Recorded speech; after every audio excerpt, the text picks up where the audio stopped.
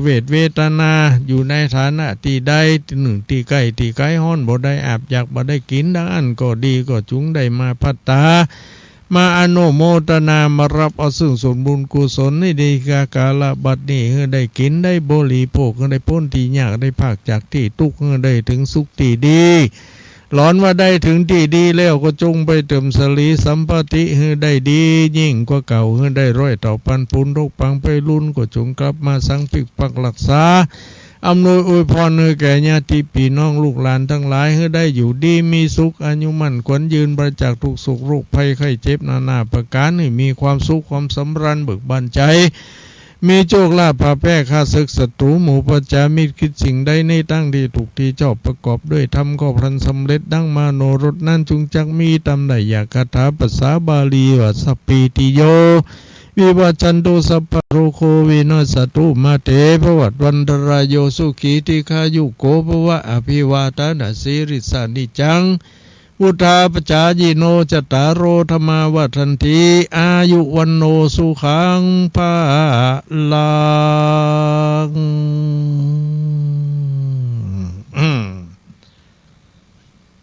จบไปแล้ววันพัดหน้าเขาก็ว่ากันใหม่เอาทำเรื่องใหม่หมูจะทำอันยังใดก็ก้อยว่ากันไปก่อนบางคนก็ค่อยฟังทำเต่าน้อยอองคำไปเสาะหามาแล้วมันบ่มี ก็เลยบ่ฮู้ว่าจะแย่จะได้มันบ่มีก็ตะอันเนาะก็เอาเรื่องอื่นก็ได้เนาะไปยังเรื่องที่มีคติสอนใจเนาะญาติโยมทั้งหลายเนาะวันพุธหมอก็จะนัดไปทำกายภาพบำบัดแถมก็จะไปตามหมอนัดวันฮือก็จะไปอำเภอถึงนั่นไปฉลองตำแหน่งเจ้าคณะอำเภอใหม่ เจ้าคณะอำเภอถึงที่วัดวัดไอ้หยังก็นะลืมไปละฮะที่อำเภอถึงนี่ก็แล้วกันเนาะไปกันวันพุธญาติโยมทั้งหลายไผก็ดีหูจักมาคุณท่านพระคุณเจ้าพระครูวัดที่ได้เป็นเจ้าคณะอำเภอใหม่เนาะเจ้าคณะอำเภอถึงนั่นนะก็ไปได้เนอะวันพุธปุ่นมีวันฮือ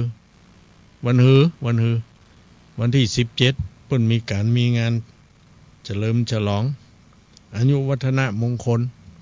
ก็บอกให้ญาติโยมทั้งหลายเนาะที่มีเวลาโอกาสไปร่วมทำบุญสุนทานไปกันเท่าที่ไปได้เนาะเอาละตอนนี้เป็นเวลา 21:36 นาทีโดยประมาณยังเหลือเวลานี่แถม25 นาทีประมาณนั้นก็จะได้เปิดโอกาสให้แก่ญาติโยมทั้งหลายที่เปิดเครื่องรับฟังอยู่ทางบ้านทั้งใกล้และไกลอยู่ที่แห่งหนตำบลใดก็ดีก็แจ้งผลการรับฟังเข้ามายังตุลุงได้ณบัดนี้มีสิ่งที่จะติตรายหมายจ้าหรือจะติเพื่อก่อยอเพื่อทำลายก็บอกมาได้หรือว่ามันอากาศเย็นปากันนอนรับเหี่ยมดแล้ว บางคนก็เปิดวิทยุฟังน่าลวดรับไปอย่างนี้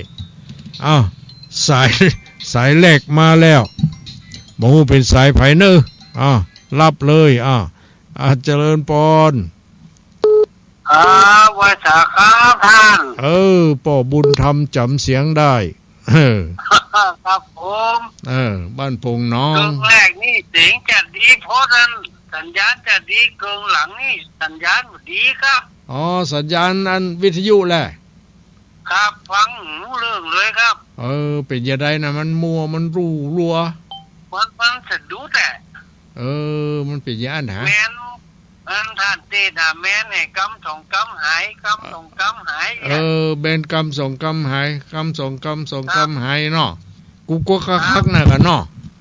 กูคักถ้าเป็นตังนั้นเต้า เจ้าจบไปนะ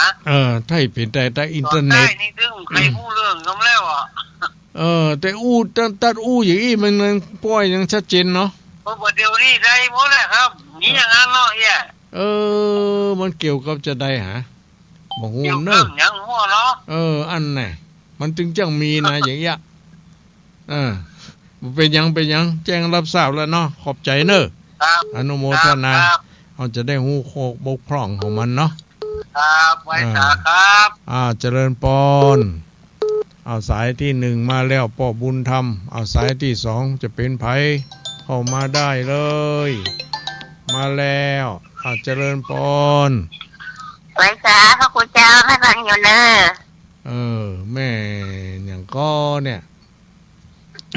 เป็นอย่างฮะ แม่อย่างก็เดือนแม่เดือนสันตอกะหา เจ้าแม่นละเจ้า แม่นละเนาะแม่นละ เจ้าโอ้วันจะได้อันเทพก็ว่าจะได้กี่เทพนะ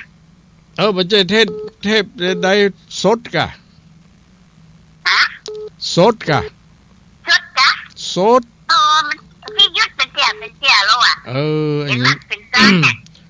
มาอันมันจะเป็นอย่างหมอวันเนอร์เนาะ มันก็เค้นเลยเป็นรักเป็นต้นในวันเทพนี่นะ ปัจจัยสดเลย จัดสดเลย จ้า ดีละที่สุข่าวมา2 ลายแล้วบอกว่าเสียงตะกุกตะคักนี่เนาะจ้าสาธุเจ้า จะได้แก้ไขต่อไปเจริญปอนเนอร์อยู่ดีมีสุขสายตอบมาเจริญปอน กลับไปสา อันนี้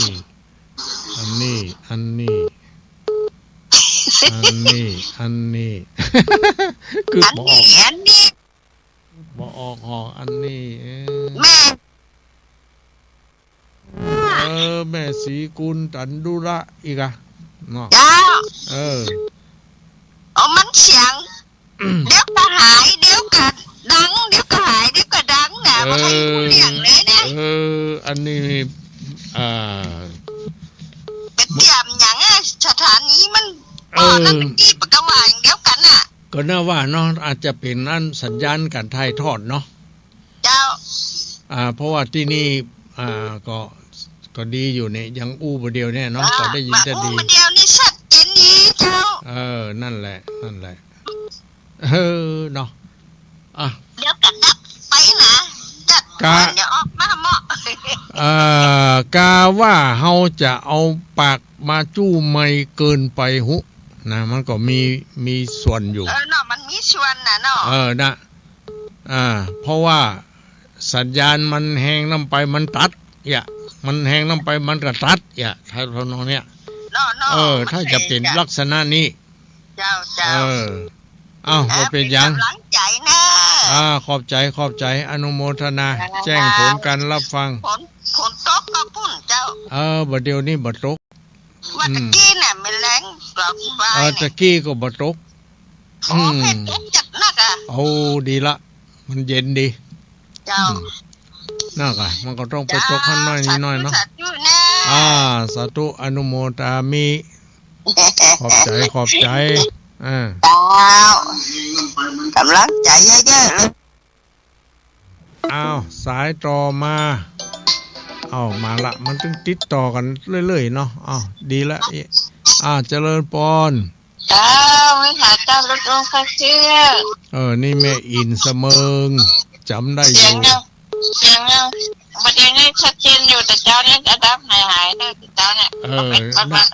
ว่าหลายคนละแม่ถ้าอยู่อันนี้ฝนตกแล้วสมองฝนตกแล้วตกอ่ะเจ้ามาปเล็กนะแต่เจ้าก่อนน่ะน่ากะจะเด็กฝนตกแล้วดีละมันเย็นดีแม่น่ะเทวดาเปิ้นแบ่งขึ้นไปกะเปิ้นอย่าไปตกที่เดียวจะได้เนาะนะแบ่งความสุขอนุโมทนา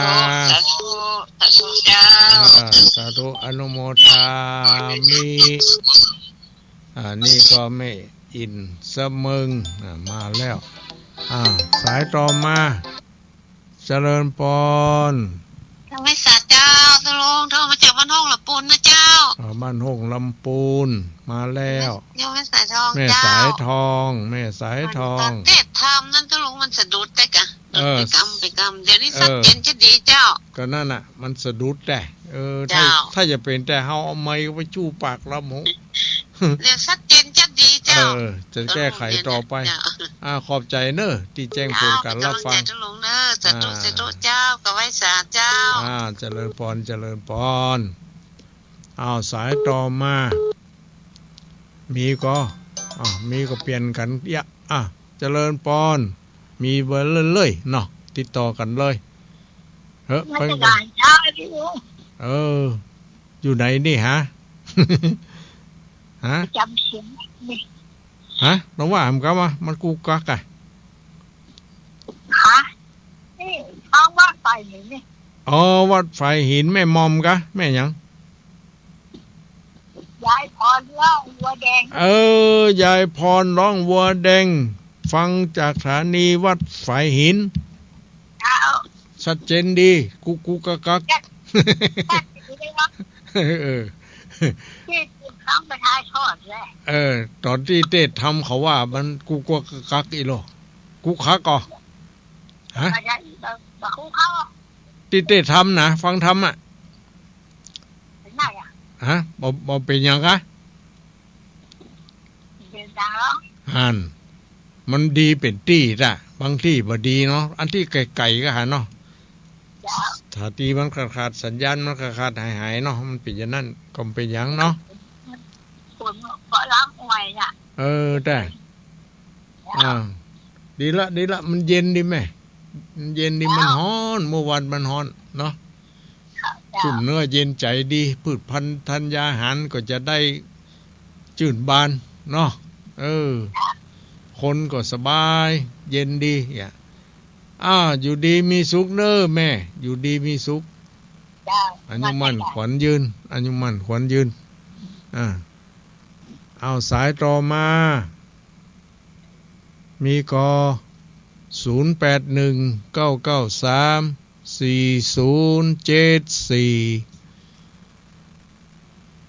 ญาติโยมคนไหนอยู่ที่ใดรับฟังอยู่แจ้งผลการรับฟังมาตั้งแป้ตั้งเมืองน่านเนาะตั้งอย่างจังไห้แม่สายปุ่นนำโลจอมตอง สัตว์ปะตองโดยหล่อ โอ้ไกลเนาะมันนั้นมาแล้วเจริญปอนไปอย่าเจ้าตุลุงว่าจะได้ฟังฟังอยู่นอกแม่อย่างก็อยู่ไหนก็แม่หลงมันอำเภอลีบ้านบวกเจ้าแม่หลงอำเภอลีบ้านบวกแม่หลงฟังผู้บาดครับทุกอย่างทุกหลงแล้วฟังเทศไปจะได้กูกักก็มันคือหักให้หน่อยได้ค่ะเทศน่ะที่เทศน่ะประเดี๋ยวนี้ดีละประเดี๋ยวดีแล้วเนาะเจ้าเนี่ยฝนตกก่อนนี่ตก 3-4 วันแล้วนั้นรู้วันนี้บ่ตกตกประเดี๋ยวนี้ก็ตกอยู่ตกน้อยน่ะดีละเย็นดีเนาะแม่เนาะเย็นก่อนอากาศเย็นดีเนาะพอดีจ้ะดีละเขาได้กินที่ชอบแล้วลูกตู้ลุงได้กินแล้วทั้งเพยังบ่ออกเด้ออันนี้พอเข้าไปเก็บถึงวันแต่โตฝนตกเจียใหม่นี่แปลงเนอะลิตร300ปลายก่อน300ปลายเมื่อกี้นะลุงปล่อยมันสักวางก่อนมันถูกก่อนก็กินเนาะน่ากะมันอย่างว่านะคนเฮามันฟังมันว่ากินน้ำหัวไปก็ได้เงินแท้เห็นไหมแกคน2-3 ลิตรก็ได้แล้วได้สบายเนาะเจ้าอยู่ดีมีสุขอายุมั่นขวัญยืนกำลังใจทุลุงเด้อสาธุ เจ้าเจ้าสายต่อมาว่ายังใดอยู่ที่ไหน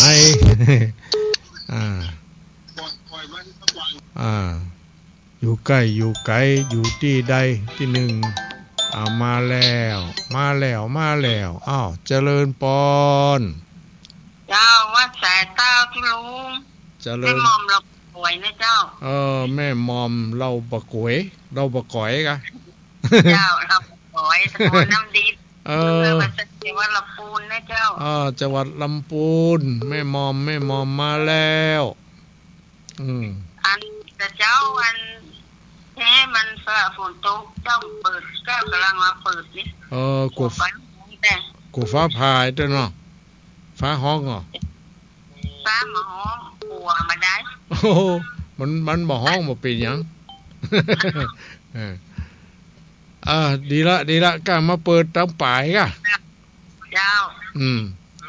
มันเตะทำจะเปิดสักคำ แต่ จ้าห้องเอื้อนวันนั้นฝนตกเจ้าไปสายในเจ้า เจริญปอนเนอร์อยู่ดีมีสุข เจ้า อันยมันขวัญยืนส่วนมากตั้งละปูนนี่มามากมานักเฮ้ยตั้งอื่นมีอยู่ก่อนนี่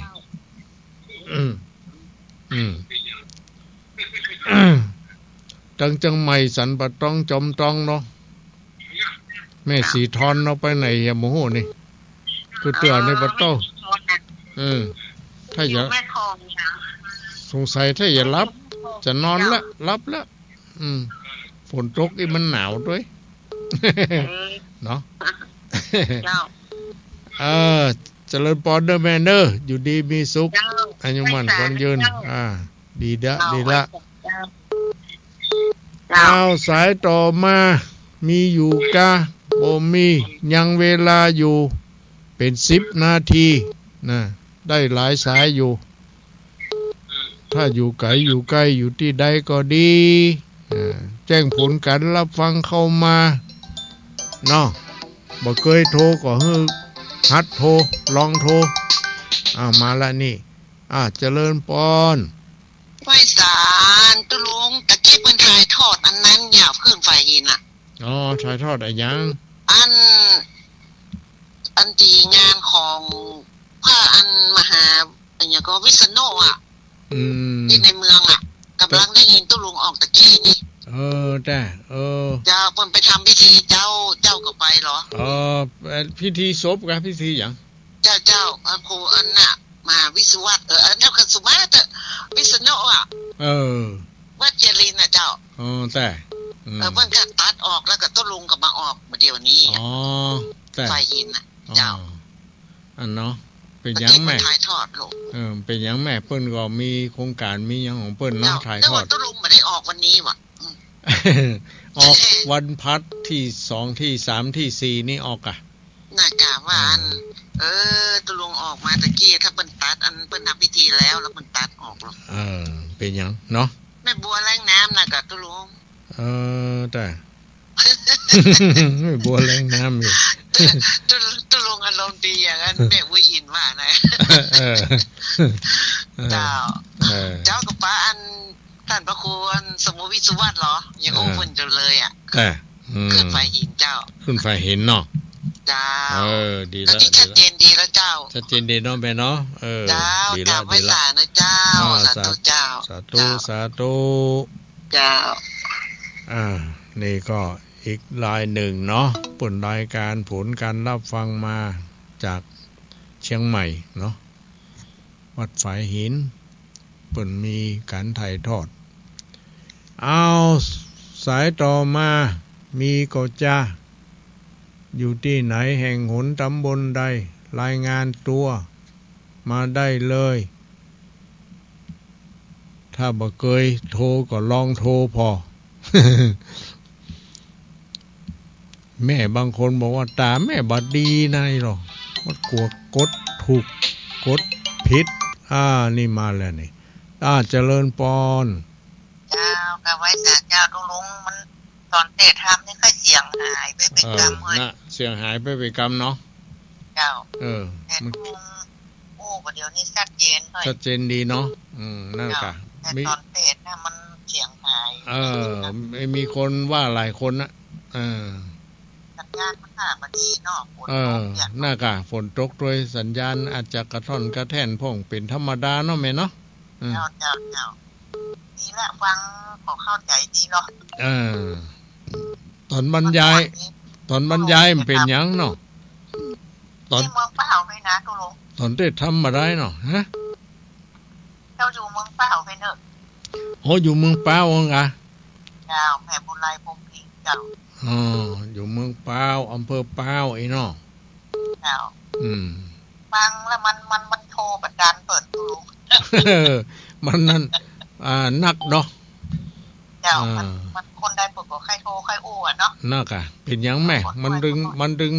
มาดังสักครั้งหนึ่ง อย่างตุลุงดอยหวานอ่ะ คนมีบรรดาของไว้ล่างว่าง นักอ่ะมันถึงได้ปะได้พบกันอยู่ มันถึงได้วันใดวันหนึ่งเตื้อใดเตื้อหนึ่งเนาะ เจ้า นี่ก็ดีละ ตุลุงดูแลสุขภาพนะเจ้า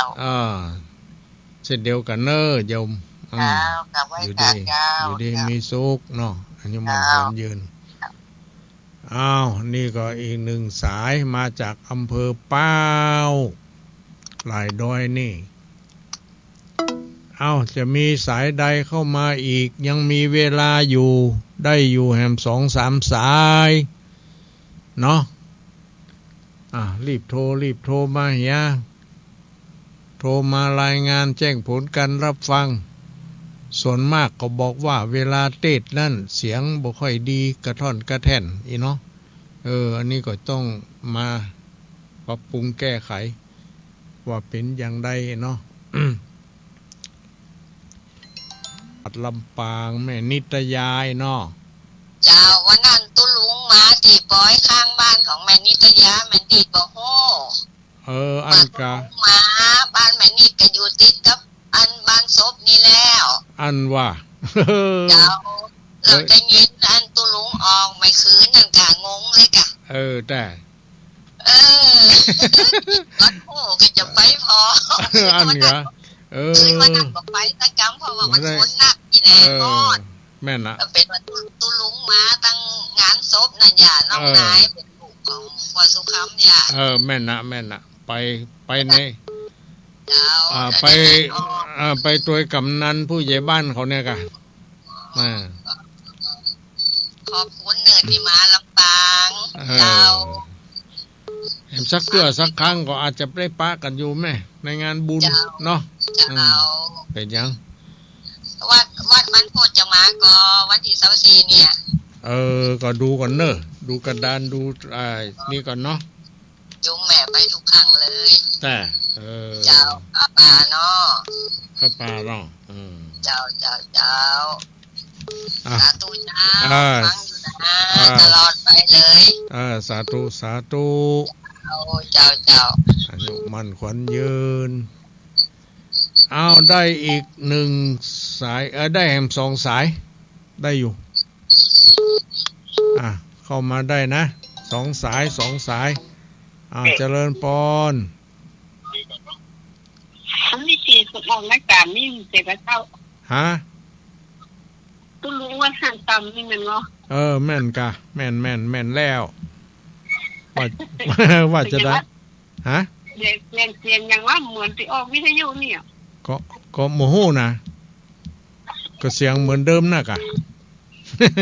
ฮะตัวทำน่าจะกี้นี่อ่ะเตะทำจบไปกี้แล้วเจ้าก็ฟังดูค่ะน่ะคนตะโต๊ะกลายเป็นคุณตุลุงแต่คนโต๊ะก็มาโต๊ะตะเพย่างแล้วเฮ้ยตะปุ้นโต๊ะแหละ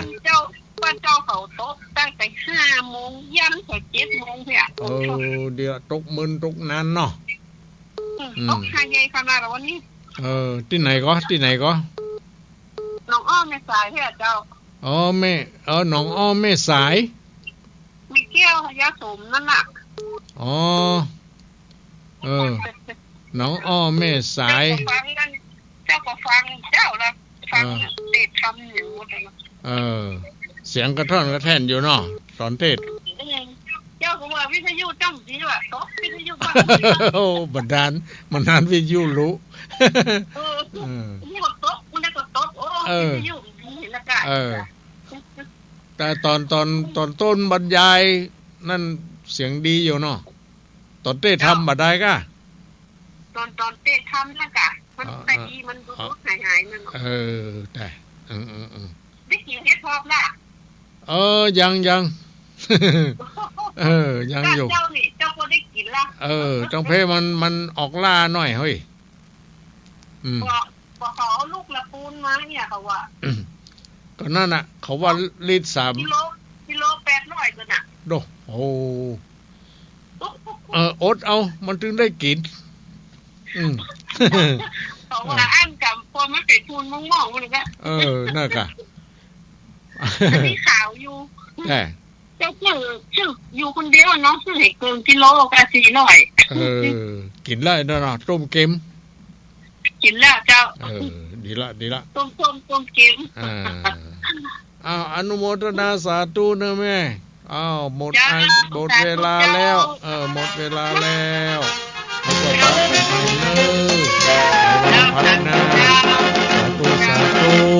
ใครที่จะโทรมาก็บัดถ้าโทรมาเจอเนอก็โทรมาวันพัฒนาพัฒนี้หมดเวลาแล้วก็ขอขอบใจอนุโมทนาขอบพระคุณเจ้าของสถานีทุกสถานีในเครือของขึ้นสีขาวเพื่อเจ้าประชาโดยเฉพาะอย่างยิ่งก็สถานีของคุณโยมดารุณีพร้อมทั้งทีมงานได้ถวายเวลาได้มาออกอากาศในวันนี้แล้วก็ท่านผู้ฟังทั้งหลายได้ยินได้ฟังก็ขอขอบใจอนุโมทนาขอบพระคุณทุกท่านขอความสุขสวัสดีจงบังเกิดมีทุกคนเพื่ออยู่ดีมีสุขมั่นคงยืนทุกคนทุกท่านด้วยเถิดจำซึ้งใจบ้างอย่าชิงชังพูดปดหลอกใครบาปและเวรที่ได้เมื่อตายไปวิญญาณจะทงสุราเมรยะลดละลงบ้างเถิดนาคำพระท่านว่าจะนำพาแต่ทางลมจมอย่าพบทางรื่นรมอย่าง่ายงมในทางไม่ดี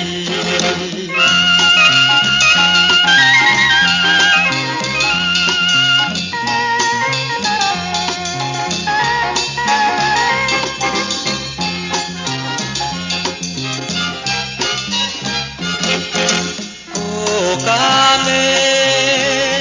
สุมิชาจาราจงย้ำใจว่าอย่าไปพาผิดลูกเมียใครโอ้มุสาวานาเวรมณีสิกขาปะทังจำซึ้งใจบ้างอย่าชิงชังพูดปดหลอกใครบาปและเวรที่ได้เมื่อตายไปวิญญาณจะคมสุราเมรยะลดละลงบ้างเถิดนาคำพระท่านว่าจะนำพาแต่ทางลมจมอย่าพบทางรื่นรมอย่าง่ายงมในทางไม่ดีอย่าพบทางรื่นรมอย่าง่ายงมในทางไม่ดีอย่าพบทางรื่นรมอย่าง่ายงมในทางไม่ดี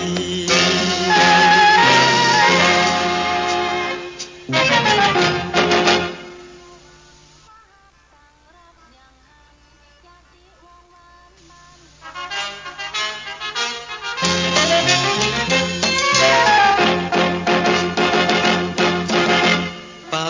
นาติปาตาเวรมณีสิกขาปะทังคำพระสอนสั่งโปรดจงฟังตั้งใจให้ชัดอย่าคิดไปฆ่าสัตว์ตัดชีวิตลองคิดเล่าอทินนาทานาเวรมณีสิกขาปะทังเตือนไว้กระจ่างอย่าในทางหยิบช่วยของเขาสิ่งของใครนั้นเล่าอย่าหลงเมามัวไปไขว่คว้าโอ้กาเมสุมิชาจาราจงยั้งใจว่าอย่าไปพาผิดลูกเมียใครโอ้มุสาวานาเวรมณีสิกขาปะทังจำซึ้งใจบ้างอย่าชิงชังพูดปดหลอกใครบาปและเวรที่ได้เมื่อตายไปวิญญาณเอเตนะสันเตนะสวันติโหตุยังพุทธเศรษฐปริวันน เยสุเตงสมาธิมานันลริกัญญมาหุสมาธินาเรนัสโมนาเวจติธรรมมิธรรมเมรัตนังปณิตังเอเตนะสัจเจนะสุวันติโหตุเยปุงกลาอัตตสตังวสันทาจัตตาริเอตานิยุตานิโหติเตทากินัยยาสุขตัสสะสาวกาเอเตสุทินนานิมหาภลานิธรรมมิสังเขรัตนังปณิตังเอเตนะสัจเจนะสุวันติโหตุเยสุปโยตามนัสสะอันเหนะเนกามิโนโกนัมมัสสะตนัมมิเตปันติปันตามตังวิไทยอรันธามุทาเนปุติงปุญญมานานิธรรมมิสังเขรัตนังปณิตังเอเตนะสัจเจนะสุวันติโหตุยทินทกิโลปัทเวงสิโตสิยายโตติวาเตวิหัสสัมภกัมปิโยตโตปมังสัพปุริสังวัฏามิโยอริยสัจจานิอเวชปัสสติธรรมปิสังเขรัตนังปณิตังเอเตนะสัจเจนะสุวันติโหตุเยอริยสัจจานิวิภาวยันติตัมพีระปัญเยนะสุเตสิตานิกิญจาปิเตโหนติปุสัพพมันตานะเตภวังอันธรรมมาทิยันติธรรมปิสังเขรัตนังปณิตังเอเตนะสัจเจนะสุวันติโหตุสหาวัสสทาสนะสัมปทายตยานสุธรรมาจหิตาภวันติสากายติทิวิจิกิจจิตัญญสีลาปตังวาทิยทัจจิกินจิจตัวหปายเยหิจเวปโมตโตจัจจาริธานานิอาภาพโตกาตุงอิธัมปิสังเขรัตนังปณิตังเอเตนะสัจเจนะสุวันติโหตุกิญจาปิโสกัมมังกโรติภาวกังกายเยนวาจายุทธเจนะสาวาภาโพโสตัสสะปฏิจจทายะอภาปตาจิตตปทัสสะวุนตาอิธัมปิสังเขรัตนังปณิตังเอเตนะสัจเจนะสุวันติโหตุวันนังปะคุมเตยถาปุสิตังเกขิมภานามาเสปัทมัสมิงกิมเทตถุปมังธรรมวรังอเทสยิเนพานคามิงปรมังหิตายะหิธรรมปิปุญเทรัตนังปณิตังเอเตนะสัจเจนะสุวันติโหตุวโรวรัญโยวรโทวราหะโรอนุตตโรธรรมวรังอเทสยิธรรมปิพุทธเทรัตนังปณิตังเอเตนะสัจเจนะสุวันติโหตุกีนังปุรานังนวังนัน ติสัมภวังวิรัตจิตตายติเกภวัสมิงเตถินะเพตาอวิรุณมิชันทาเนปันปิเทรายทายัมปติโพธิธรรมปิสังเกรัตนังระเนตังเอเตนะสัจเจนะสุวัตติโหตุยานิทัพโพตานิสมาคตานิคุมมานิวายานิวะอันตริเกตถาคตังเทวมนุสสะโพธิตังพุทธังนะมัสสามัสสุวัตติโหตุยานิทัพโพตานิสมาคตานิคุมมานิวายานิวะอันตริเกตถาคตังเทวมนุสสะโพธิตังธัมมังนะมัสสามัสสุวัตติโหตุยานิทัพโพตานิสมาคตานิคุมมานิวายานิวะอันตริเกตถาคตังเทวมนุสสะโพธิตังสังฆังนะมัสสามัสสุวัตติโหตุ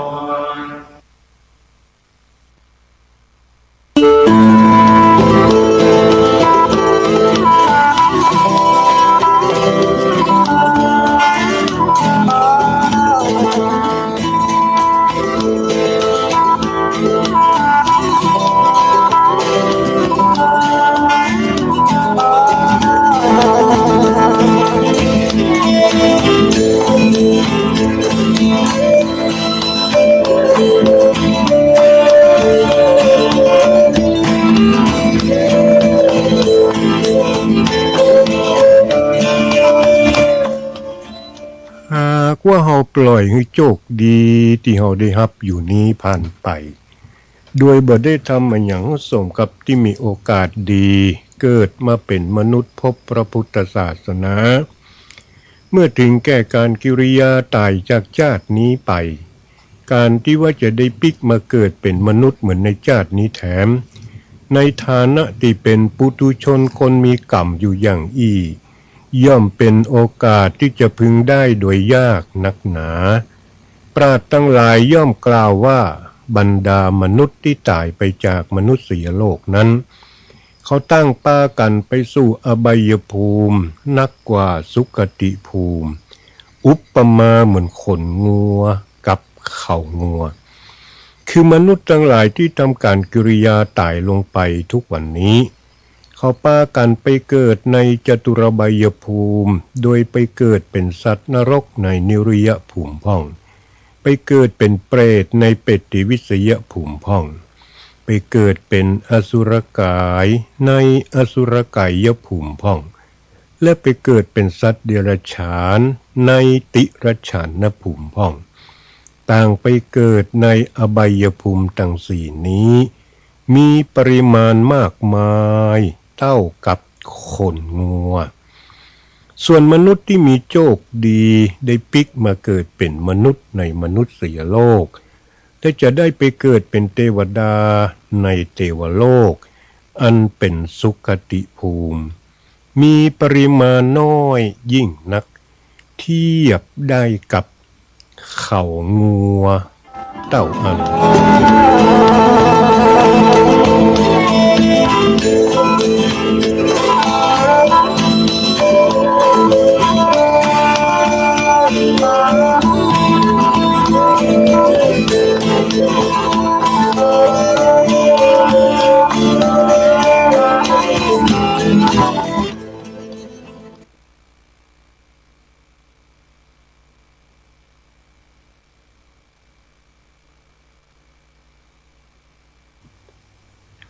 กราบไหว้สาปารมีธรรมครูบาอาจารย์พระสงฆ์องค์สามเณรทุกรูปทุกวัดวาอารามข อสวัสดีกับท่านผู้ฟังที่กำลังฟังกันทางคลื่น 98.75 เมกะเฮิรตซ์อยู่ในขณะนี้รายการที่ท่านผู้ฟังจะได้รับฟังต่อไปนี้มีชื่อรายการว่าสารธรรมกับเสียงเพลงรายการนี้จะมาพบกับท่านผู้ฟังต่อจากรายการของคณะสงฆ์เพิ่นแล้วเราจะมาพบกันเป็นประจำทุกคืนวันจันทร์อังคารพุธแล้วก็คืนวันพฤหัสยกเว้นเหตุแต่ว่ามีภารกิจติดธุระบ่สามารถที่จะดำเนินรายการบ่สามารถที่จะเอาสิ่งดีๆมานำเสนอท่านผู้ฟังได้ก็มุ่ยกันไปรายการนี้จะมาพบกับท่านผู้ฟังตั้งแต่ช่วงเวลา 4 ทุ่มหรือ22 นาฬิกาบ้านเฮาของว่า10 โมงเมื่อคืนเนาะปุ๊บถึงเที่ยงคืนเพื่อนเนอะที่เราจะอยู่เป็นคู่เป็นกีมกันนะครับสำหรับท่านผู้ฟังที่นอนบ่หลับหรือนอนแล้วยังบ่ค่อยหลับเตื้อบ่ฮู้จะเงียได้ก็เปิดฟังรายการสารธรรมกับเสียงเพลงทางคลื่นของวัดห้วยต่องสักเนี่ยนะครับคลื่น 98.75 เมกะเฮิรตซ์อย่างเงี้ยนะครับฟังกันไปดีบดีก็ฟังไปก็หลับไปสะดุ้งตื่นแห่งการวิทยุก็ดังโซ่สถานีเป็นปิดไปแล้วนะครับก็ยังดีเนาะยังดีที่ได้รับนะครับสำหรับรายการนี้เราแบ่งเวลาออกเป็น2ช่วงนะครับสำหรับช่วงแรกก็จะเป็นช่วงของอาจารย์ยอดนะครับอาจารย์ยอดจะได้นำเรื่องเล่าชาวบ้านเรื่องเล่าโดยอาจารย์ยอดนั่นนะครับเพิ่นเอามาเล่าให้หมู่เฮาทั้งหลายได้ฟังกันสัปปะเรื่องเนอะมีทุกอย่าง บอกว่าจะเป็นเรื่องกรรมเรื่องเวรเรื่องบุญเรื่องบาปเรื่องผีมีหันหมดนะครับก็ฟังกันไปก็ม่วนกันไปนะครับเนาะอย่างบางเรื่องบางราวก็มีสาระควรแก่การนำไปประพฤติปฏิบัตินะครับอันนี้เป็นช่วงของอาจารย์ยอดแต่ช่วงนี้ก็จะเป็นช่วงของเสียงเพลงนะครับตามชื่อของรายการเนาะสารธรรมกับเสียงเพลงนะครับช่วงนี้ก็จะเป็นการนำเสนอเพลงลูกทุ่งเก่าๆเนอะเอามาให้ท่านผู้ฟังได้ฟังกันนะครับลูกทุ่งเก่าๆอาจจะเป็นนักร้องรุ่นเก่าๆกึกรุ่นเก่ามาให้พอดีที่ยังเพิ่นยังมีชีวิตอยู่เนาะหรืออาจจะเป็นกลางเก่ากลางใหม่โดยนักร้องรุ่นกลางจะว่าใหม่ก็บ่ใช่จะว่าเก่าก็บ่ใช่นั่นนะครับแล้วเพิ่นเอาเพลงของนักร้องลูกทุ่งรุ่นก่อนรุ่นพ่อรุ่นแม่รุ่นพี่รุ่นอ้ายเพิ่นมาฮ้องนะครับเขาก็จะเอามาเปิดให้กันฟังเป็นเพลงลูกทุ่งนะครับให้ท่านผู้ฟังได้ฟังกันสำหรับท่านผู้ฟังที่เป็นชอบเพลงประเภท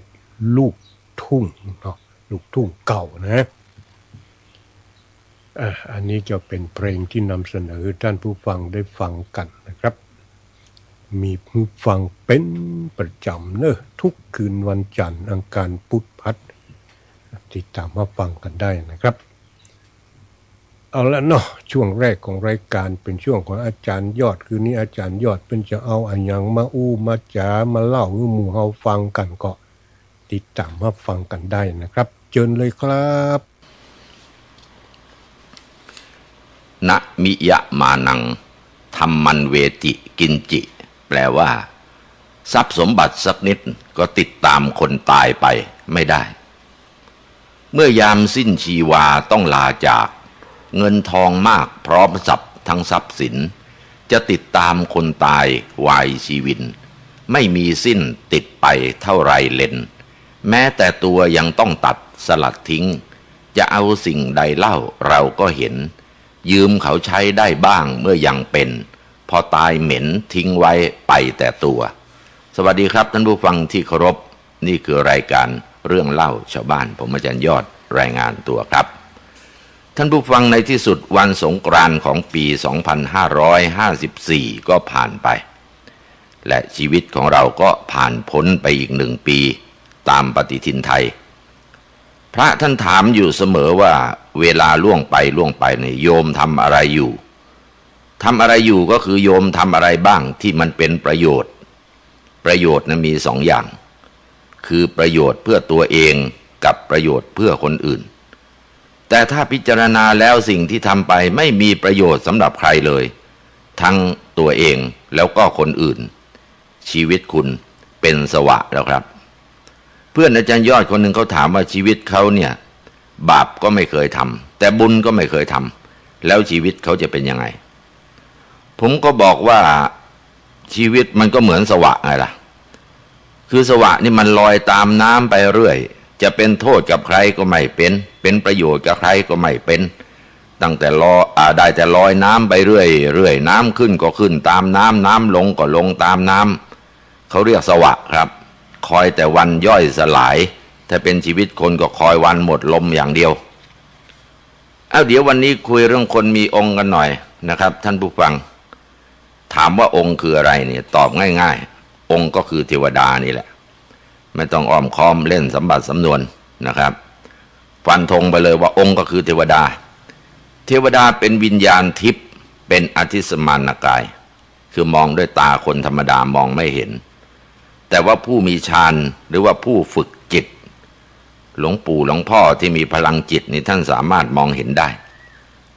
แล้วเทวดาอยู่ที่ไหนล่ะถ้าเป็นรุกขเทวดาก็ต้องอยู่โน่นอยู่บนต้นไม้ถ้าเป็นเทวดาประจำตัวก็ต้องอยู่ในตัวคนนี่แหละแต่ว่าอยู่ในจิตของคนผู้นั้นไปไหนไปด้วยเฮไหนเฮกันแต่อาจจะเฮน้อยหน่อยเพราะเทวดามีความอายหิริโอตัปปะนะคือธรรมของเทวดามีความอายเทวดามักอายเมื่อไปเจอเรื่องที่ไม่เข้าท่าแต่ถ้าเป็นเรื่องที่ถูกต้องนี่เทวดาวิ่งนำหน้าเลยนะครับคนมีองค์เนี่ยสังเกตดูมักขี้อายคนมีเทวดามักขี้อายคนหน้าด้านนี่เทวดาไม่อยู่ด้วยนะอย่างเช่นงานสงกรานต์เนี่ยเป็นงานของเทวดาท้าวกบิลพรหมนะครับเป็นงานแห่เสียรท้าวกบิลพรหมปีละครั้งนะงานสงกรานต์นี่นะขนาดคนเป็นพันคนนะมาเที่ยวสงกรานต์เนี่ยดันขึ้นไปยืนแก้ผ้าเต้นให้ชาวบ้านเขาดูเนี่ยเทวดาหนีเตลิดเปิดเปิงไปไหนไม่รู้คนพวกนี้หาแต่ความอัปรีจังไรใส่บ้านใส่เมืองเวลานี้เกิดภัยต่างๆเช่นน้ำท่วมพายุพัดภูเขาถล่มแผ่นดินไหวภูเขาไฟระเบิดคนเขาก็หวังพึ่งพระพึ่งเจ้ากันคือแสวงหาแต่สิ่งที่เป็นมงคลมาให้ชีวิตเอามาเพื่อกันเพื่อแก้ไอ้พวกนี้ก็แก้เหมือนกันก็คือแก้ผ้าแล้วแผ่นดินก็แปลกนะแทนที่จะยุบตรงที่ไอ้พวกนี้มันเต้นก็ไม่ยุบดันไปยุบไอ้ตรงที่คนดีๆเขาอยู่กันเวรกรรมมาทำความเข้าใจกันก่อนว่าบ้านนี้เมืองนี้มีสิ่งที่เป็นที่ยึดเหนี่ยวของคนอยู่2 อย่างก็คือพระกับเจ้านะพระก็ต้องอยู่วัดเจ้าก็ต้องอยู่ศาลก็ต้องถูกต้องเป็นอย่างนั้นพระก็ต้องอยู่วัดเจ้าก็ต้องอยู่ศาลดิพระไม่อยู่วัดนี่ชาวบ้านก็ไม่ชอบเจ้าไม่มีศาลชาวบ้านก็ไม่เอาเรื่องพระเรื่องวัดนี่ไม่ต้องอธิบายเพราะชาวบ้านเขารู้กันหมดแล้วแต่ศาลนี่ต้องอธิบายเพราะมันเกี่ยวกับเรื่ององค์ที่จะพูดกันวันนี้นะครับศาลนี่เป็นที่สถิตของเทวดาขอย้ำว่าศาลเป็นที่สถิตของเทวดาโดยเฉพาะเท่านั้นพูดผีปีศาจไม่มีโอกาสเข้าไปอยู่นอกจากว่าที่ศาลนั้นจะมีคนไปทำอะไรไม่ดีไม่ถูกจนกระทั่งเทวดาหนีหมดนั่นแหละผีมันจะเข้าไปอยู่แทนศาลพระภูมิก็เหมือนกันนะปีชาติไม่เคยไปกราบไปไหว้งานบุญอะไรก็ไม่เคยสนใจปล่อยให้นกไปทำรังแมลงมุมนี่ชักใยเต็มหน้าศาลเลยขนาดเทวดาเข้าไม่ได้เนี่ยพระภูมิท่านก็ไม่มาหรอกแต่พูดผีก็ยังมาอยู่ไม่ได้นะเพราะว่าถ้าอยู่ในเขตบ้านเนี่ยยังมีผีบ้านผีเรือนคอยดูแลอยู่ แต่ถ้าไม่มีทั้งพระภูมิเจ้าที่ไม่มีทั้งผีบ้านผีเรือนผีปู่ย่าตายายก็ยังมีบารมีเจ้าของบ้านคุ้มอยู่แต่ถ้าหมด3 อย่างนี้แล้วคือเจ้าของบ้านบารมีอะไรก็ไม่มีบุญก็ไม่เคยทำทีเนี้ยระวังให้ดีทีนี้พูดถึงเรื่องของคนมีองค์นี่คนมีองค์นี่ไม่จำเป็นจะต้องเป็นร่างทรงเสมอไปหรอกนะครับคนธรรมดาที่เขาไม่ได้เป็นร่างทรงเนี่ยก็สามารถที่จะมีองค์เทพเทวดาติดตามดูแลรักษาเขาได้แล้วก็มีพลังแปลกๆที่สามารถจะทำอะไรที่เหนือกว่าคนธรรมดาทำได้นะทีนี้เหตุมาจากอะไรข้อที่1ประเภทเทพพอใจอันนี้อดีตชาติเป็นคนมีนิสัยเป็นคนใจบุญสุนทานชอบบริจาคการกุศลโดยทั่วไปถึงเกิดมาชาตินี้ก็แล้วแต่เป็นคนใจดีใจบุญชอบช่วยเหลือมนุษย์สัตว์ให้พ้นจากความทุกข์ยากลำบากนะและบังเอิญองค์เทพนั้นท่านก็มีนิสัยอย่างนี้ก็มีความพอใจในร่างนี้ก็ลงมาแฝงอยู่ในร่างของท่านตามกำหนดเวลาที่เทพเทวดานี่จะตั้งไว้เป็นระยะไปเพื่อจะได้ร่วมแรงร่วมใจกันสร้างบารมีประเภทที่2ประเภทนี้เป็นร่างทรงเคยเป็นหนี้หรือว่าติดสินบนต่อองค์เทพการเป็นหนี้การติดสินบนนี่มันเป็นการเชื่อมโยงและผูกเวรกันไปถึงในชาติหน้าชาติโน้นได้ไม่ว่าจะเจตนาก็ดีไม่เจตนาก็ดีแต่ถ้าหากว่าเจ้าของหรือว่าเจ้าหนี้เขาไม่อนุญาตไม่อโหสินี่ก็ไม่มีวันจะหลุดพ้นจากไอ้โซ่ความสัมพันธ์นี้ไปได้เลย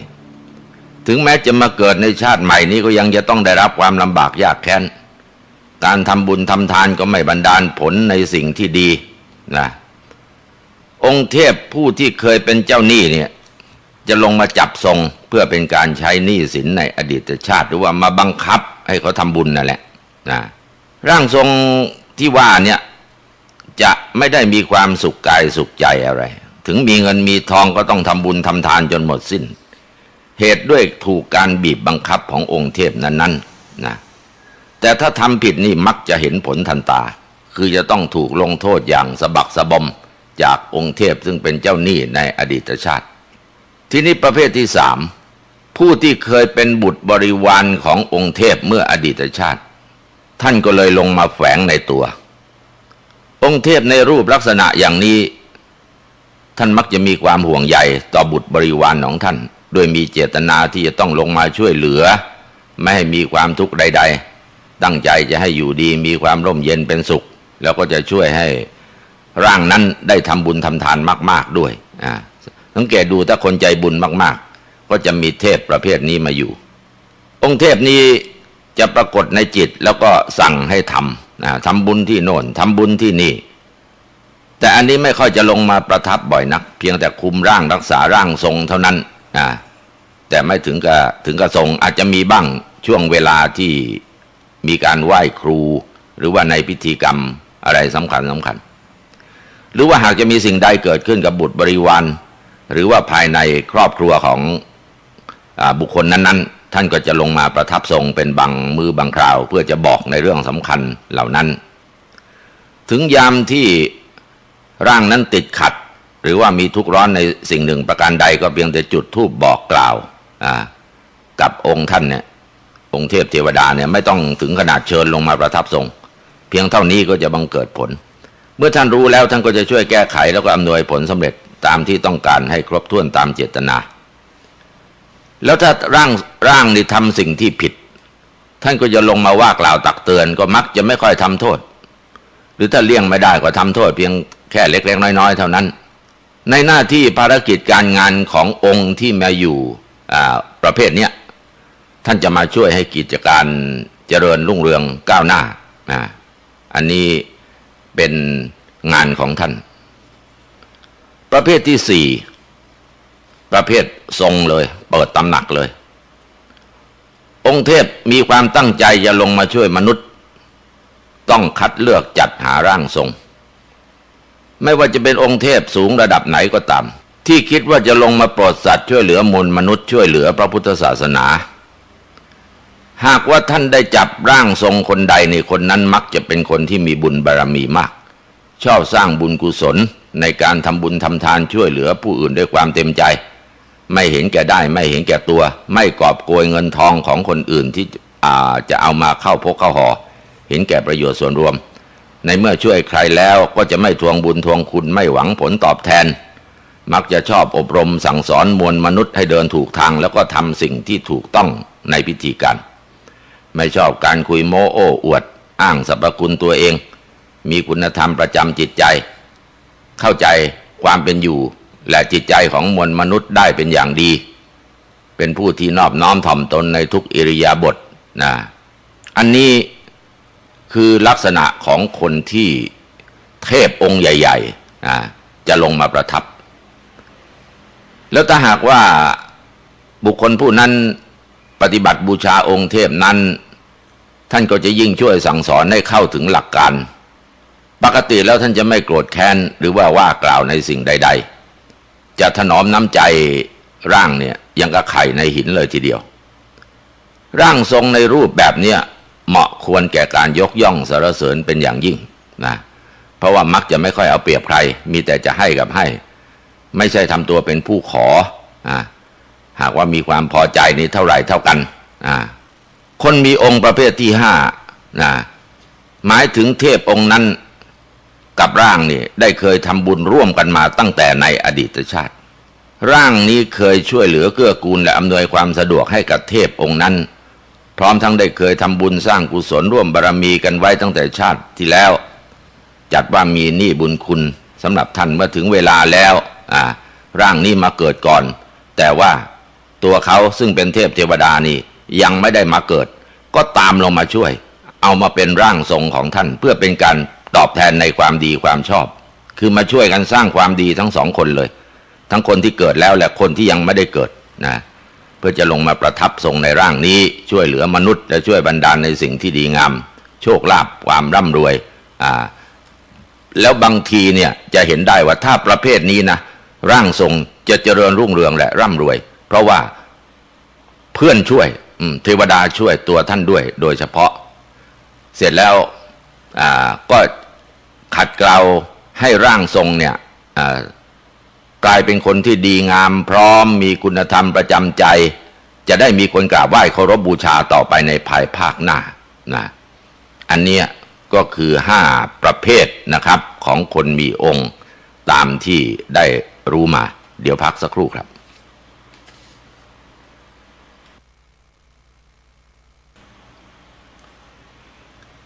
ที่ชลบุรีมีผู้ชายคนหนึ่งชื่อณสนคนนี้แกชอบไก่ชนเหลือเกินชอบมานานแล้วเรียนรู้จดจำมานานแสนนานเรียนมาจากลุงแกชื่อลุงสอนคร่ำบอดเจ้าเรื่องไก่ชนนี่นะรูปร่างหน้าตาของณสนก็ไม่เหมือนไก่หรอกแต่บางคนชอบพูดแดกดันแกบอกแกอยู่กับไก่ทั้งวันจนหน้าตาจะเหมือนไก่อยู่แล้วแกผิวคล้ำตัดผมสั้นตัวแกร่ำสันมือใหญ่เท้าโตแข็งแรงตอนเป็นทหารเกณฑ์เนี่ยตอนนั้นยิ่งโตใหญ่เลยปลดทหารมานี่ร่างกายแข็งแกร่งกว่าตอนที่เข้าไปซะอีกเมื่อณสนเอาไก่ไปตีที่บ่อนเวลามันบาดเจ็บไก่เจ็บนี่นะเขาก็ทำแผลให้มันพอมันร้องเขาก็บ่นร้องอยู่ได้ปากเปราะจริงๆเสร็จแล้วเอานิ้วกลางดีดหัวป๊อก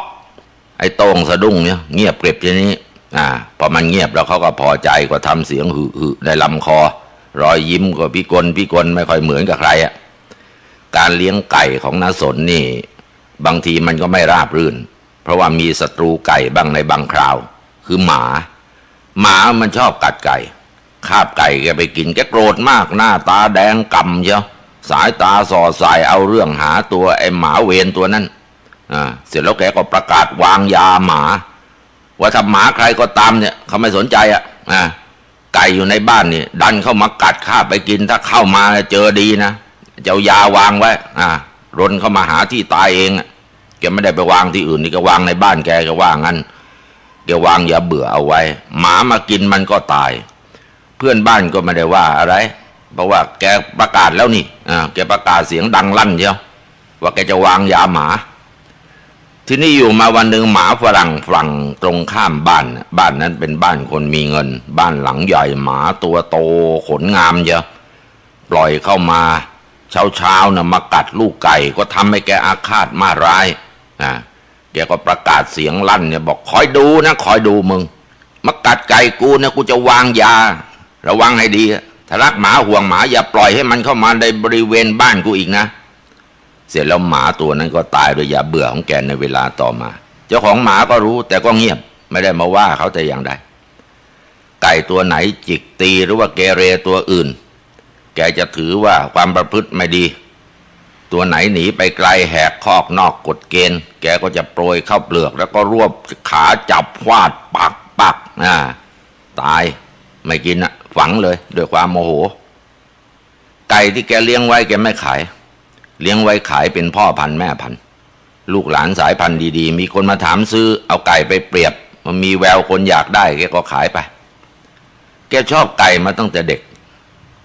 เพราะว่าลุงของแกน่ะเลี้ยงไก่เก่งเรียนรู้ไก่จะฟักลุงก็เรียกบอกเขาว่าไก่ฟักแล้วเขาก็จะคอยไปกลับไข่ดูแลอย่างดีประคบประหงมฟักหมดทุกฟองไม่เสียหายแม่ไก่ก็ลูกเลี้ยงรอดไม่ตายเพราะว่าแกสนใจมันเมียของแกที่อยู่กินกันมานานหลายปีขายก๋วยเตี๋ยวข้าวผัดอาหารตามสั่งสินเศษอาหารที่คนกินเหลือเขาก็ให้คนล้างชามนะเทใส่ถัง200 ลิตรที่ตัดครึ่งเนี่ยวันไหนแกไม่เทก็บ่นด่าคนล้างชามเพราะแกไม่มีเศษอาหาร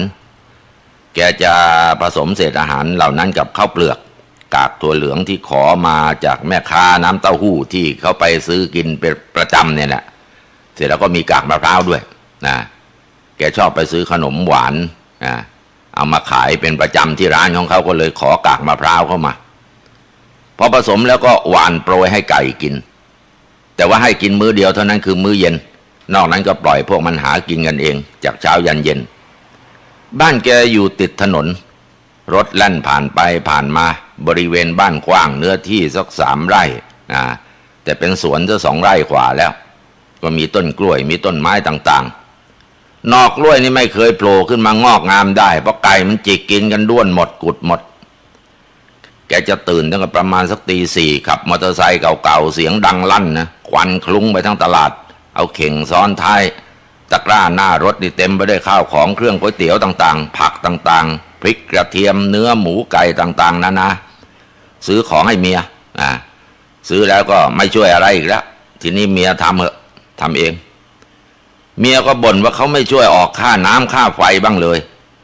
เขาก็บอกว่าเมียขายของได้เงินเยอะแล้วจะมาบ่นอะไรเขาอยากจะกินอะไรเขาก็ทำเองไม่ว่าก๋วยเตี๋ยวหรือว่าข้าวผัดอะไรต่างๆทำเองแต่เวลามื้อเย็นเมียต้องทำเอาไว้ให้ไม่งั้นแกจะบ่นว่าต่างๆนานาณสนนี่ไม่เคยออกจากบ้านในเวลากลางคืนถ้าไม่มีใครเจ็บป่วยมาเรียกตัวไปคือแกให้อาหารไก่แล้วตอนเย็นก็อาบน้ำดูทีวีนั่งหน้าร้านคนมากินเบียร์กินเหล้าแกก็นั่งคุยด้วยแต่มักจะไม่ดื่มต้องคนรู้ใจกันจริงๆถึงจะดื่มแล้วเวลากินเหล้าแกอย่าขัดคอนะแกไม่ชอบแกคุยเก่งเล่าโน่นเล่านี่รู้หมดไม่ว่าจะคุยเรื่องอะไรวัยรุ่นเขาก็ชมแม่น้าเก่งจริงๆเลยรู้สารพัดเรื่องเลยเยี่ยมเมียแกก็บ้าหวยเห็นอะไรเป็นหวยไปหมดจอมปลวกเต่าขี้นกมาตีเป็นตัวเลขหมดแล้วก็มักจะถูกซะด้วยนะแปลกเชียว2 ทุ่มแกก็ปิดร้านเข้าบ้านแล้วคนกินเหล้ารู้2 ทุ่มต้องเลิกเพราะว่าร้านแกจะปิดจะกินต่อก็ต้องไปกินที่อื่นหรือว่าไปซื้อไปกินกันที่บ้านเพราะว่าแกได้เวลาปิดร้านแล้วแกไม่ฟังณสนเป็นคนกินง่ายนอนง่ายแต่งตัวง่ายไม่ซื้อเสื้อผ้าไม่เจ้าชู้ไม่สนใจเรื่องผู้หญิงแต่ชอบพระเงินที่ได้มาเนี่ยแกเอาไปเช่าพระไปไหนก็จะเข้าไปวัดแล้วก็ไปเช่าพระแล้วก็มีคนมาดูก็ปล่อยไปได้กำไรเล็กๆน้อยๆ100 200ก็เอาแกมีความสุขกับไก่กับพระดูมันมีอยู่แค่นั้นลูกชายคนเดียวของแกเรียนจบแล้วหมดห่วงกำลังรองานแกซุกเงินจนเมียเจอ ซุกไว้ใต้ที่นอนเมียเอาที่นอนไปซักแล้วดันเจอเข้าแกซุกไว้จนลืมแต่พอนึกได้ก็ถามเมียทีแรกเมียจะไม่ให้ต้องแบ่งให้ถึงจะคืนเพราะเมียเป็นคนซักผ้าให้เขาทีนี้ไอ้เรื่องไม่ดีของน้าสนมันมีอย่างหนึ่งคือปากไม่ค่อยดีไม่มีหูรูดชอบด่าชอบว่าคนมีคนพูดเหมือนกันว่าแกคงจะไม่ตายดีแล้วก็ทำบาปมากมายหลายอย่างเช่นกบเต่างูหนูกินหมดทำเองด้วยผัดเองแกงเองดีแกช่วยเหลือคนเจ็บป่วยขับรถช่วยพาเขาไปส่งโรงพยาบาลไอ้รถนี่ไม่ใช่รถแกหรอกน้าชายเอารถมาฝากไว้แกก็บริการคนเจ็บป่วยที่ไม่มีรถจะไปแกอยากจะเป็นอบต.แล้วแกก็เชื่อว่าต้องมีคนเลือกแกแต่แกไม่มีเงินน้าอีกคนมาเตือนแกก็ไม่เชื่อน้าเขาก็เตือนว่าตังค์ก็ไม่ค่อยจะมีแล้วจะไปสมัครทำไมมันใช้เงินเยอะแกก็บอกพวกผมเยอะผมช่วยเขาไว้มากก็เงินมีหรือเปล่าล่ะเดี๋ยวนี้ไม่ว่าอะไรก็เงินมันต้องเงินไม่สำคัญสำหรับพวกผมหรอกตามใจปรากฏว่าแกสมัครลงอบต.จริงๆทำท่าจะได้ซะด้วยแต่ว่าคู่แข่งเขามันก็เงินหนากันทั้งนั้นแล้วจะไหวเหรอญาติพี่น้องณสนก็ได้แต่เฝ้าดูช่วยอะไรไม่ได้จะเอาเงินที่ไหนไปเทค่ำวันหนึ่งแกนั่งดูทีวีอยู่ที่หน้าร้านคืนนั้นไม่มีใครมากินเหล้ากินเบียร์แกนั่งคนเดียวกำลังนั่งดูข่าวโทรทัศน์อยู่คนในบ้านได้ยินเสียงปืนเปรี้ยงเปรี้ยงเปรี้ยง3 นัดติดกันวิ่งออกไปดูเห็นมอเตอร์ไซค์คันหนึ่งซ้อนท้ายกัน2 คนเห็นหลังไวๆไฟท้ายแดงและที่หน้าร้านที่พื้นข้างโต๊ะมีร่างของใครนอนกลิ้งเกลือกเลือดท่วมอยู่ไม่ใช่ใครหรอกก็ณสนเซียนไก่แหละเมียกรีดร้องเรียกลูกชายมาขับรถพาพ่อไปส่งโรงพยาบาลไม่ตายเกือบตายไปเหมือนกันแต่ยังดีลมหายใจไม่หมดไปแต่ว่าแกบอกว่าตายซะยังดีกว่าเพราะว่าแกช่วยตัวเองได้ยากลำบากก็แกพิการขาข้างหนึ่งใช้การไม่ได้ช่วงล่างเกือบจะหมดความรู้สึกส่วนบนไม่เป็นอะไรมันยิงจากข้างหลังกระสุนก็เจาะกระดูกไขสันหลังแกก็รู้ว่าใครทำแต่ถึงรู้ว่าใครมันเป็นคนทำแต่ก็ไม่รู้จะทำยังไงกับมันล้มเลิกหมดหวังจะเป็นอบต.ที่อยากจะเป็นกลายมาเป็นคนพิการคนหนึ่งที่นั่งอยู่ที่บ้านดูแลไก่ต่อไป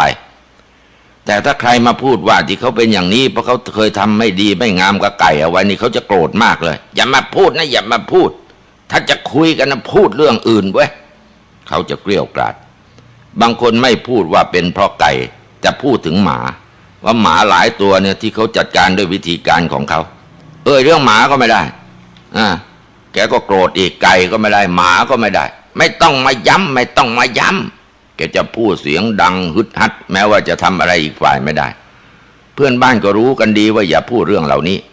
แต่พวกเจ้าของหมาที่โดนเข้ายาเบื่อให้กินก็มักจะพูดแต่เขาเจ็บปวดเจ็บแสบโกรธเคืองหัวฟัดหัวเหวี่ยงอยู่เสมอแต่แกก็ทำอะไรเขาไม่ได้แล้วเวลานั้นครับนั่นก็เป็นเรื่องเวรกรรมบาปบุญอีกเรื่องหนึ่งพักสักครู่ครับ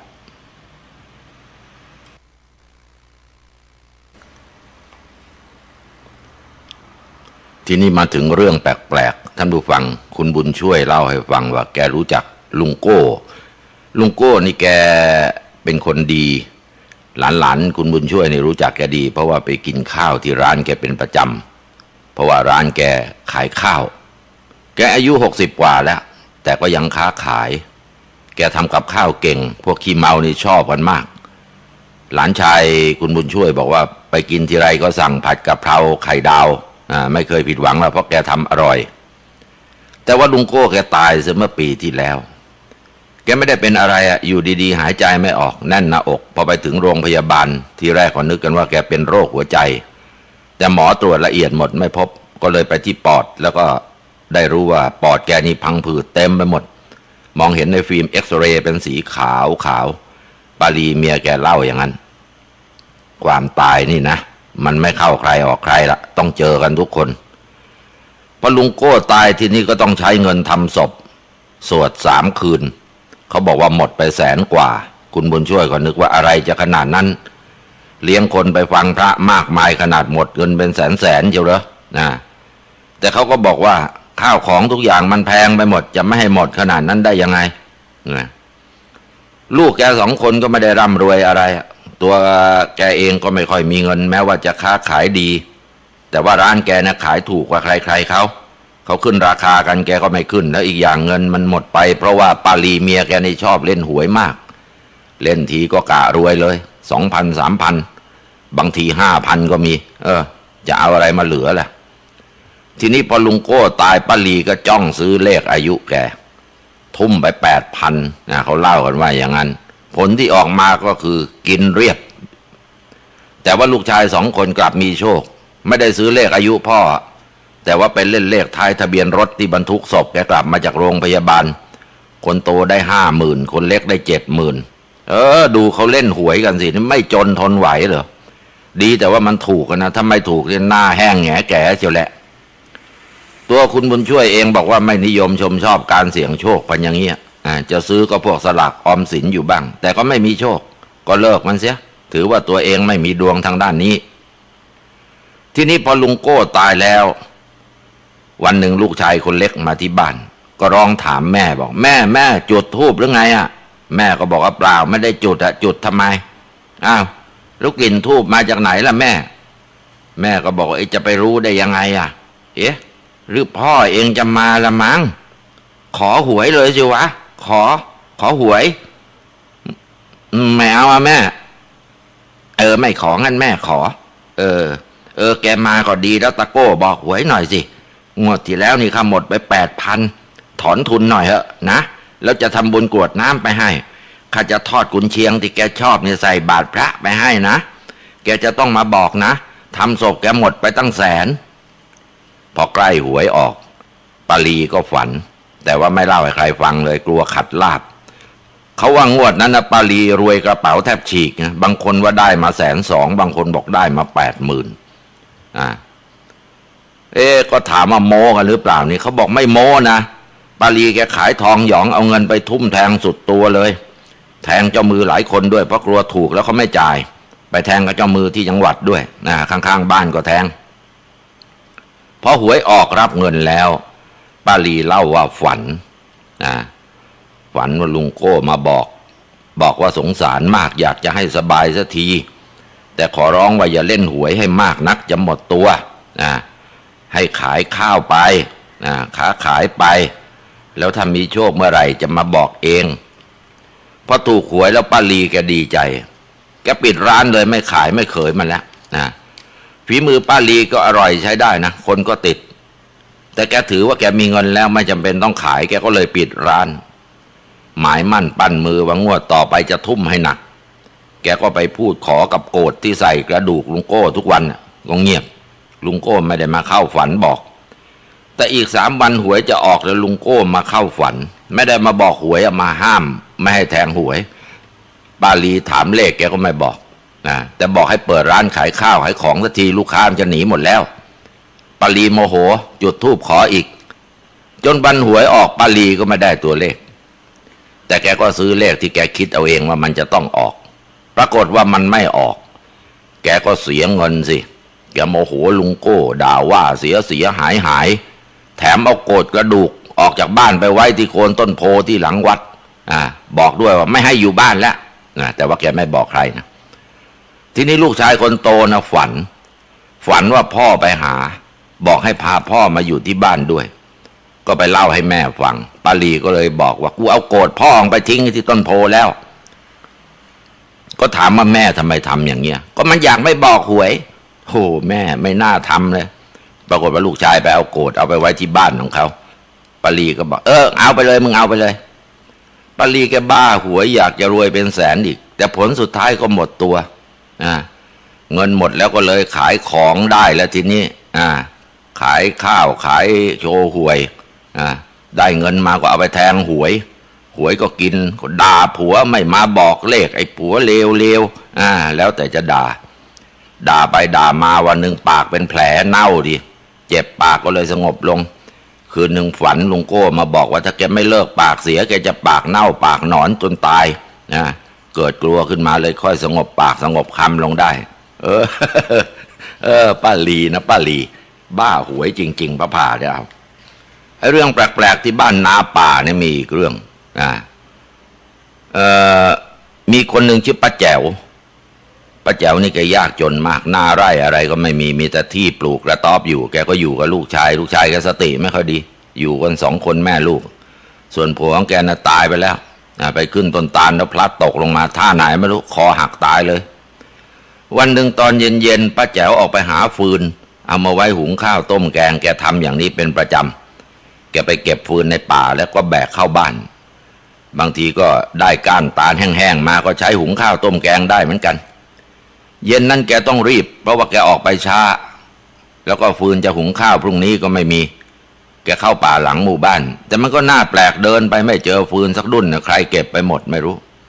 แกก็บ่นไปคนเดียวว่านี่มันอะไรกันนี่ฮะทำไมมันถึงไม่มีมันหายไปไหนใครเก็บไปก่อนเสียดายมาช้าไปแล้วพรุ่งนี้จะเอาอะไรหุงกันล่ะแกก็เดินบ่นไปมองหาไปบุกป่าเข้าไปลึกไปเรื่อยเสร็จแล้วก็ต้องชะงักแกเดินไปเจอไอ้กองกิ่งไม้แห้งที่มันกองกันอยู่หลายดุ่นแกก็มองซ้ายมองขวาไม่เห็นเจ้าของแล้วแกก็นึกไม้ฟืนว่ามันหายไปไหนหมดมันมากองอยู่ที่นี่เองกองไม้ฟืนนี่ก็แสดงว่ามันมีเจ้าของที่มีคนต้องมีคนไปเอามันมากองไว้เนี่ยแกก็ไม่อยากจะยุ่งประเดี๋ยวเขาจะว่าเอาทีแรกแกก็จะเลยไปเสร็จแล้วก็หันมามองกองไม้นั้นใหม่แล้วแกก็ถามของใครกันเนี่ยมีเจ้าของหรือเปล่ามีเจ้าของไหมไม้ฟืนนี่ใครเก็บมากองเนี่ยหรือว่ามันหล่นลงมากองอย่างนี้เองแกแงนเงี้ยไปมองบนต้นไม้มันเป็นต้นก้ามปูใหญ่ไม่แน่เหมือนกันนะนี่มันอาจจะหล่นมาเองแล้วก็มากองกันอยู่ตรงนี้แกนึกอย่างนั้นเสร็จแล้วก็เลยหาเชือกเถาวัลย์มามัดกิ่งไม้แห้งพวกนั้นมัดแน่นหนาดีแล้วก็แบกขึ้นบ่าก็นึกในใจว่าดีเหมือนกันไม่ต้องหาทีละกิ่งมันคงไม่มีเจ้าของหรอกก็ถามแล้วตะโกนแล้วก็ไม่มีใครตอบเลยมันคงจะหักหล่นลงมาเองแกแบกขึ้นบ่าออกเดินได้2 ก้าวก็เดินไปไม่ได้เพราะมัดฟืนถูกดึงจากข้างหลังแกก็นึกว่าเจ้าของก็มาเจอแน่เลยแกหันไปมองก็ไม่เห็นใครไม่มีแต่ทำไมมันติดอะไรมันติดเถาวัลย์ที่ห้อยย้อยลงมาแกก็เลยต้องถอยหลังเอาเถาไม้ที่ติดกิ่งไม้ออกแล้วก็ออกเดินต่อไปได้เดินไปได้5 ก้าวเท่านั้นก็ติดอีกแกก็นึกทำไมมันติดอยู่ได้ทุกวันไม่เห็นมันเป็นอย่างนี้เลยแกหันไปก็เห็นผู้ชายคนหนึ่งตัวสูงยืนอยู่ข้างหลังเนี่ยกำลังใช้มือเอื้อมมัดกิ่งไม้ที่แกแบกเฮ้ยนี่มาดึงทำไมแกไม่เคยเห็นหน้าแต่แกก็ถามยังไม่พอใจรู้หรือเปล่าของใครก็จะของใครนะไม่มีของใครหรอกของป่าก็มาหาทุกวันอย่ามาถามเลยมันของข้านะข้าหาเอาไว้แกมาจุบมือเปิบแต่ถ้าแกอยากจะได้ก็ต้องทำอะไรให้อย่างหนึ่งอะไรทำไมบอกมาเร็วๆเข้าจะรีบไปขุดศพไปเผาด้วยอะไรศพอะไรอยู่ข้างต้นมะขามใหญ่นนเขาชี้ไปแกมองตามหันกลับมาอีกทีเขาหายไปแล้วป้าแจ๋วนึก2 จิต 2 ใจคนหรือผีกันเนี่ยป้าแจ๋วก็นึก2 จิต 2 ใจนี่คนหรือผีกันแน่แต่แกก็รีบจำอ้าวแต่ไม่ทิ้งไม้ฟืนนะแบกเอากลับมาบ้านจนได้ป้าแจ๋วก็เล่าเรื่องนี้ในวันรุ่งขึ้นอีกวันข่าวก็ออกไปผู้ใหญ่บ้านก็สงสัยก็ชวนเพื่อนบ้านไปดูที่แถวต้นมะขามใหญ่นะก็ไปเห็นร่องรอยฝังกลบก็ขุดกันขึ้นมาเจอศพผู้ชายคนหนึ่งรูปร่างสูงแขนขายาวเก้งก้างเนี่ยสวมเสื้อผ้ากลางเก่ากลางใหม่เขาไม่ใช่คนในหมู่บ้านหรอกป้าแจ๋วรีบไปดูศพถึงก็ร้องอุทานด้วยความตกใจก็ยืนยันว่าใช่คนที่ดึงไม้ฟืนแกเมื่อวานนี้แน่ๆเสื้อผ้าก็ชุดเดียวกันเลยกางเกงสีดำๆแล้วก็เสื้อลายขาวดำอย่างนี้แหละแต่ไม่รู้ว่าเขาเป็นใครมาจากไหนตำรวจก็ไม่รู้นี่ก็เป็นเรื่องแปลกๆท่านผู้ฟังเกิดขึ้นที่ตำบลนาป่าครับวันนี้เวลาหมดแล้วท่านผู้ฟังเดี๋ยวพบกันใหม่พรุ่งนี้ครับสวัสดีครับ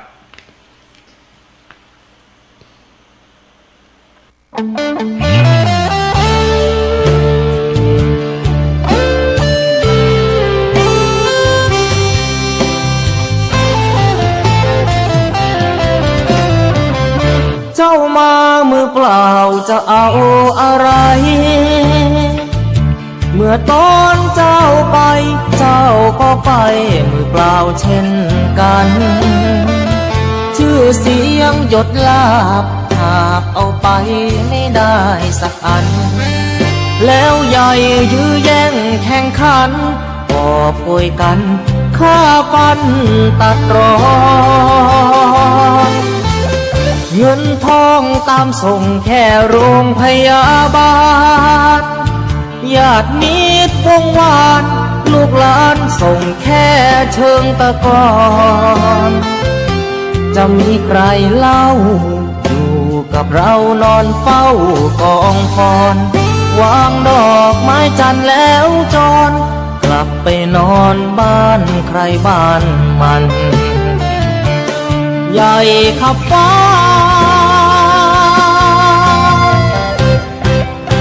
แต่ยังเล็กกว่าฟ้าลงตึกโตโอทงสุดท้ายนอนลงเหมือนกันไปไม่กลับหลับไม่ตื่นฟื้นไม่มีวันชีวิตหลังความตายนั้น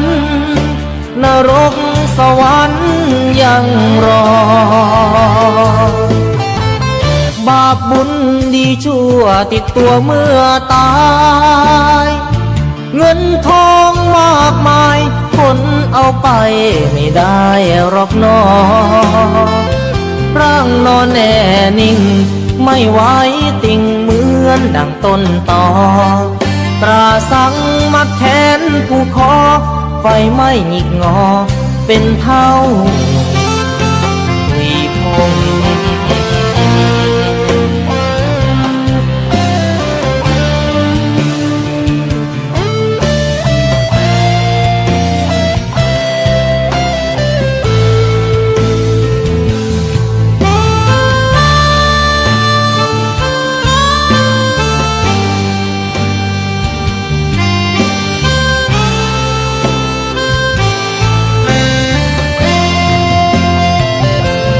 ใหญ่ขับฟ้า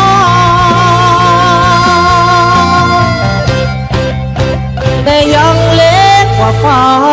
ลงตึกโตโอทง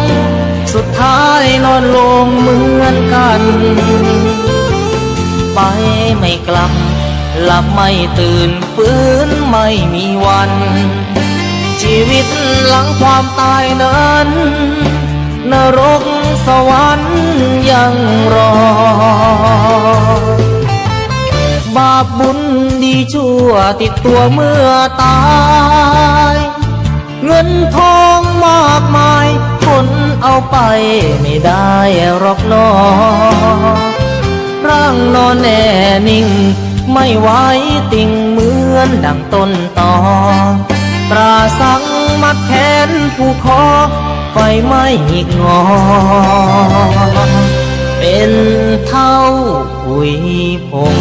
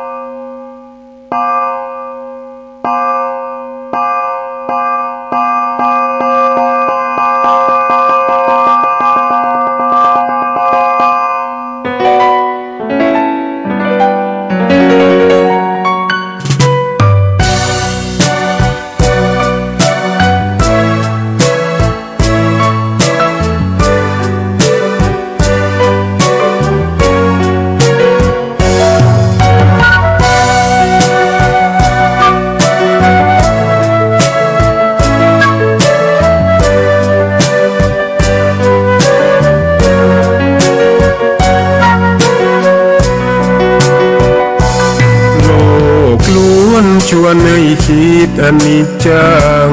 ทุกสิ่งไม่ยั่งยืนจีรังย่อมผุพังตามกาลเวลาจะฝืนให้ยั่งยืนจนสิ้นโลกาอย่าได้หวังดังปรารถนาองค์พระพุทธาท่านตรัสสอนไว้เกิดแล้วคงไม่แคล้วต้องชราแก่อา คราวแก่สมปัญญาทั่วภารามีทมไปเจ็บทุกข์ย่อมเวียนวนมีพ้นใครๆสัตว์โลกล้วนรู้แน่แก่ใจเกิดแก่เจ็บตายหลีกไปไม่พ้นใครหลงคิดหลงติดอัตตาว่าใจแจ้งกมลแม้นใครปลงได้คงสุขล้นชีวิตมีมองมนเกิดมาเป็นคน